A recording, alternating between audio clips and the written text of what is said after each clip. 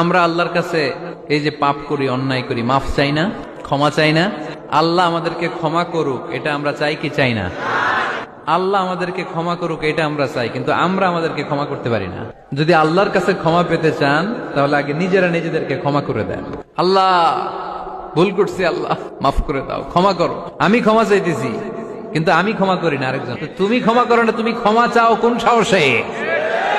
মা যাদাল্লাহু আবদান বিআফবিন ইল্লা ইজ্জান।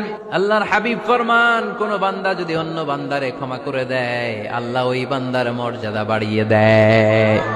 ওয়া ইন তা'ফু ওয়া তাসফাহু ওয়া তাগফিরু ফাইন্নাল্লাহা গফুরুর রহিম। তুমি যদি অন্যরে মাফ করে দাও, তুমি যদি অন্যের ভুল ক্ষমা করে দাও, তোমার ভুলগুলো ক্ষমা করে দিবে কে? আল্লাহুম্মা ইন্নাকা আফুউন কারীম। কদরের রাত্রে আমরা পড়ি, আল্লাহ তুমি ক্ষমাশীল, তুহিব্বুল আফওয়া, ক্ষমা করাকে তুমি ভালোবাসো, ফাআফু আন্নী, আল্লাহ তুমি আমারে ক্ষমা করে দাও। আল্লাহর ক্ষমার জন্য দিনরাত চোখের পানি ছেড়ে আমরা কাঁদি, কিন্তু অন্যরে ক্ষমা করতে চাই না। কথাটা বুঝতে পারছেন? আমরা আল্লাহর ক্ষমা চাই, কিন্তু আমরা আমাদেরকে ক্ষমা পেতে হলে আগে ক্ষমা পেতে হলে আগে ক্ষমা